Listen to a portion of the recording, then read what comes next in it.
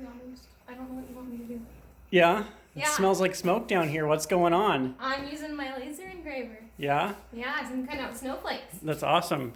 So Sierra got a laser engraver for herself as a graduation present. Yeah. And, yeah, I'm good. Here it is. It's a NEJE, N-E-J-E brand, straight from China.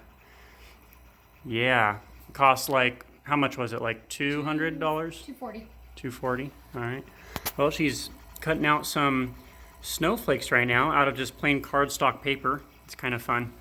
And we both have our, oh, okay, there we go. Yeah. These are both cut out from it.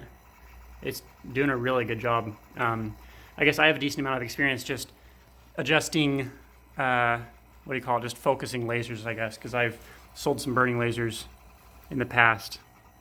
And so we got it nice and focused, and we got it on these sheets of metal for just construction purposes, and now it just finished that one. Sorry, my thoughts aren't super gathered right now, but just wanted to show this for a minute because I haven't made a video in a while, and it's kind of cool. Yeah. You want to take it apart? Are you going to or not? Can we take it apart? Sure. I think. I adjusted the settings between this one and that one, so that one fell apart very easily, and this one, I hope it went through everywhere. Kind of looks like it did, right? Yeah, I think it's just the corners that are catching each other. Okay. Let's see, I'll come over here to the computer real quick and just show the software. This is the, I guess, NEJE, the NEJE software. It's pretty simple.